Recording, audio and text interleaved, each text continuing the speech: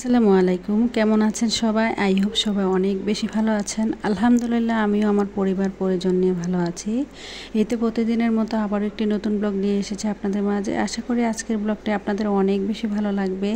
আজকের ব্লগটি আমি রাতের বেলা থেকে শুরু করেছি। বিকেলবেলা একটু বাজারে গিয়েছিলাম, তো বাজার থেকে কি নিয়ে এসেছি দেখেন। যদিও বাসার অনেক কিছু আছে আর যা যা ফুরিয়ে গিয়েছে তাই নিয়ে এসেছি। ছেলের পছন্দের নুডলস নিয়ে এসেছি, আর আমার পাখির খাবার শেষ হয়ে গিয়েছে, তাই আর কি পাখির খাবারটা নিয়ে এসেছি। যদিও আসলে পাখি এমন একটা জিনিস, বোবা জিনিস, যে কথা বলতে পারে না। জানেন আজকে সারাদিন কি হয়েছে? আমার পাখির কিন্তু খাবার ছিল না, তো পাখির খাবার ছিল না। আর বাইরে তো এখন ইদানিং এত বেশি গরম পড়ছে, যার কারণে আসলে আমার দিনের বেলা আর বাজারে যাওয়া হয়নি। তাই আমি সন্ধ্যার আগ মুহূর্তে একটু বাজারে গিয়েছিলাম আর কি। তো ওখানে গিয়ে দেখলাম এই শাকগুলো আমার পছন্দ হয়ে গিয়েছে, তার জন্য আর কি এখানে এক আটি শাক নিয়ে এসেছি। তো এখন আর কি সব কিছু গুছিয়ে এখানে শাকগুলো গুছিয়ে কেটে নিচ্ছি।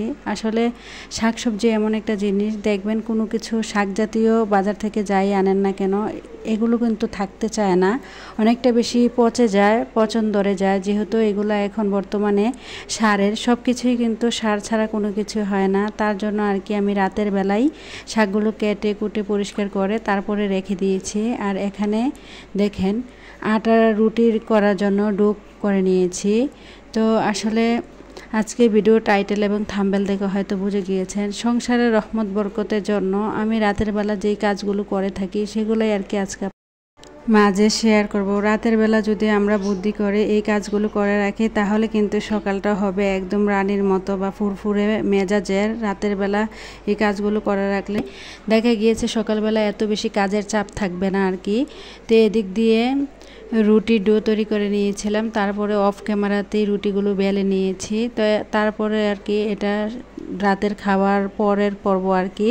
তো রাতের খাওয়া দাওয়া শেষ করে যখন প্লেট বাটিগুলো জমে গিয়েছিল, তো এখন আর কি আমি এই যে প্লেট বাটিগুলো ধুয়ে পরিষ্কার করে নিচ্ছি। আসলে আমরা গৃহিণী বলে কথা, আমরা শুধু আসলে ভিডিওতে হয়তো দেখতে পান সকাল থেকে দুপুর বা রাত পর্যন্ত আমরা কি করি। রাতের বেলাও যে আমাদের সংসারে এত কাজ করতে হয়, সেগুলো কিন্তু কোনো দিনও আসলে এভাবে ভিডিওতে ক্যাপচার করা হয়নি।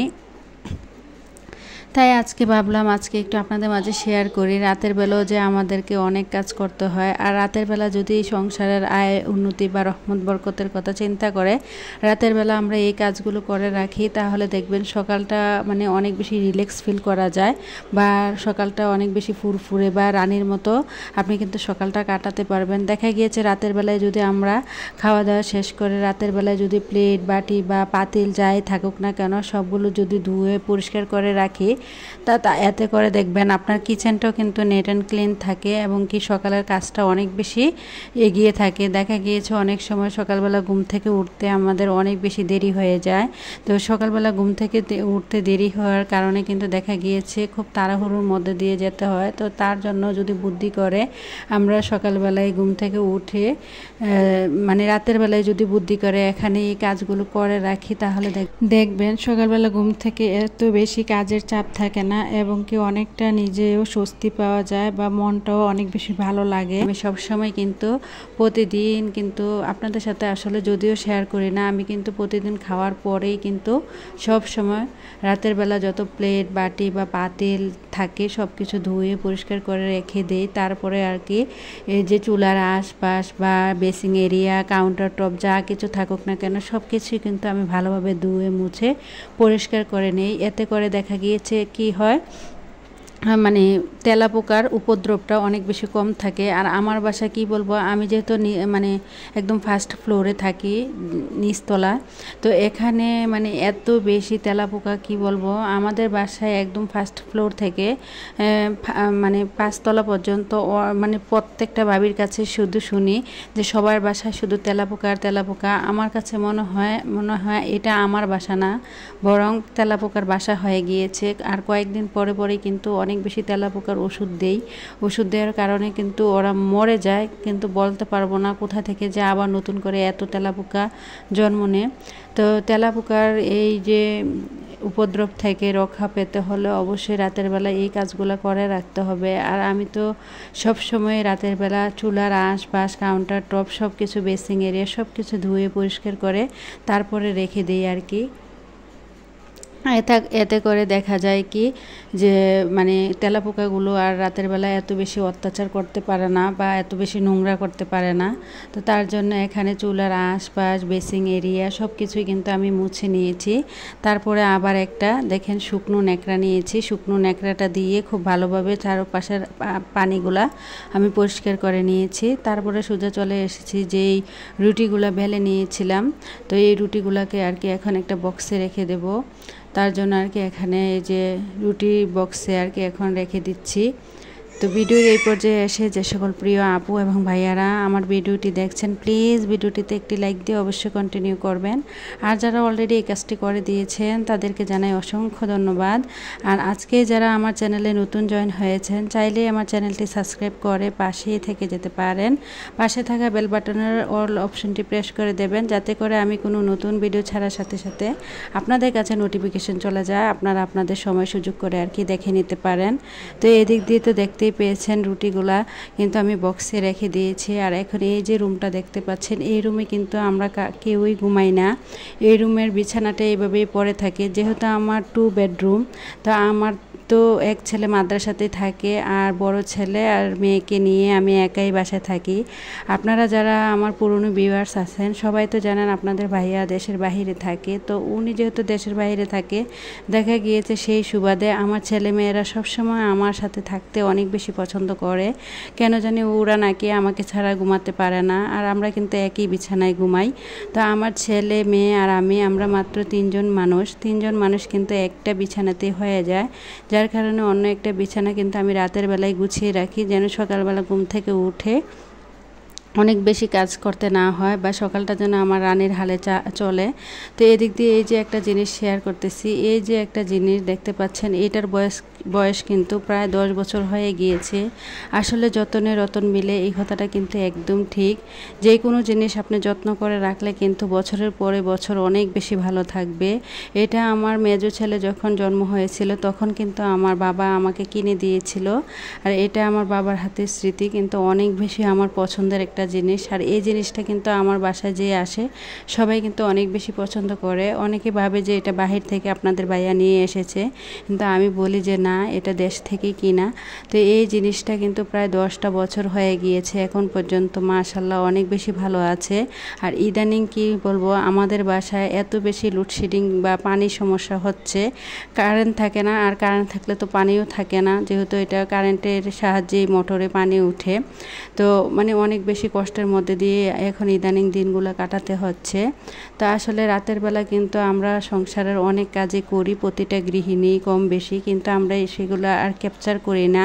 তো এখন আর কি আমি যে চার্জার ফ্যানটা দেখলেন ওইটা মুছে পরিষ্কার করে তারপরে চার্জে দিয়ে তারপরে এখানে এই যে ওয়ার্ড্রোপের উপরটা একটু মুছে নিচ্ছি। আর এই যে ওষুধগুলো দেখছেন, এইগুলো আমার মেয়ের ওষুধ। মানে আমার মেয়েটার অনেক সমস্যা, ওর অ্যালার্জির সমস্যাটা অনেক বেশি, যার কারণে তাকে অনেক বেশি ওষুধ খাওয়াতে হচ্ছে ইদানিং। এক ওষুধ খাওয়ানোর 15 দিন পরে আবার ওষুধ নিয়ে আসতে হয়, অ্যালার্জির সমস্যাটা বেড়ে যায়। তো এই দিক দিয়ে একটু আর কি ওয়ার্ড্রোপের উপরটা মুছে নিয়েছি, তারপরে সোজা চলে এসেছি পাখির খাবারের কথা বলছিলাম। আজকে সারাটা দিন আমার পাখিগুলো খাবার খায়নি, দেখেছেন? বোবা জিনিস বলে কথা, ওরা কথাও বলতে পারে না। আমরা মানুষ হলে সারাটা দিন কি না খেয়ে থাকতে পারতাম? আমি আসলে মানে এতটা বেশি ব্যস্ত ছিলাম, আবার দেখা গিয়েছে বাইরে এত বেশি রৌদ্র ছিল, যার কারণে আসলে আমার বাইরে যেতে ইচ্ছে করছিল না। তাই আর কি আমি সন্ধ্যার আগ মুহূর্তে একটি বাজারে গিয়ে পাখির খাবার নিয়ে এসেছিলাম। তো এখন আর কি এখানে পাখির খাবারটি দিয়ে দিয়েছি। আর মাশাআল্লাহ সবাই দোয়া করবেন, আমার পাখিগুলা কিন্তু এখন আবার ডিম পাড়ছে। আর এখানে দেখতে পেয়েছেন কিছু কলমি শাক আর কি কেটে দিয়েছিলাম দিনের বেলা, যেহেতু খাবার ছিল না।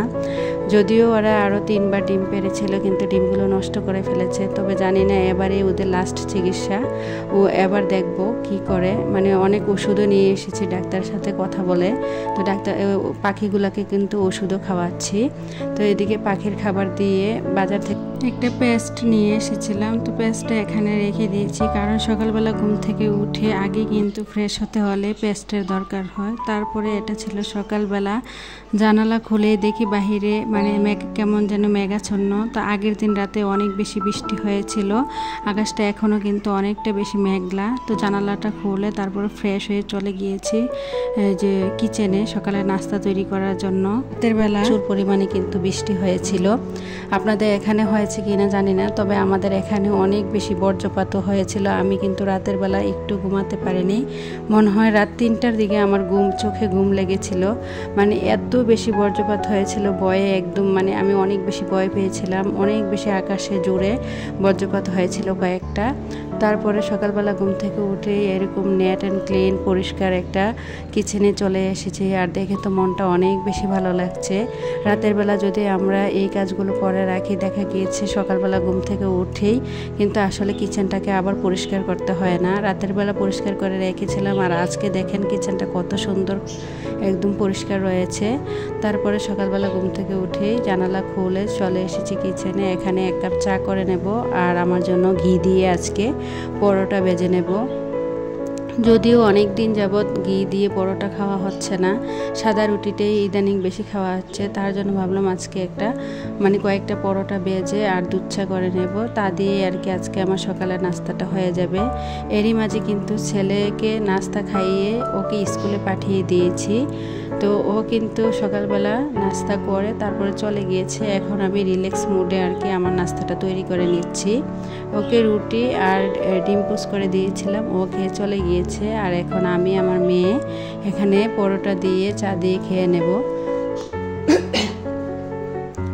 আসলে রাতের বেলা যদি আমরা গৃহিণীরা বুদ্ধি করে এরকম করে সংসারের কাজকর্ম করে রাখি, এতে করে দেখবেন সংসারে আয় রহমত বরকত কিন্তু কোনো কিছুরই কমতি হবে না। আর হাদিসও আছে নাকি রাতের বেলা বাড়িঘর ঘর দরজা সব কিছু পরিষ্কার করে রাখা উচিত, মানে বাসি কোনো কিছু রাখা আসলে উচিত না। তার জন্য আর কি সবসময় চেষ্টা করি নিজের সাধ্যের মধ্যে রাতের বেলায় সংসারের কাজকর্মগুলো করে রাখার জন্য।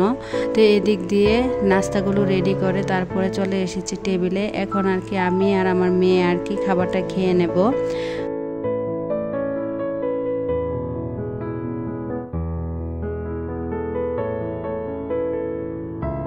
আমার পরবর্তী ভিডিও দেখার আমন্ত্রণ জানিয়ে আজকের মতো ভিডিওটা এখানে শেষ করছি। সবাই ভালো থাকবেন, খোদা হাফেজ, আসসালামু আলাইকুম।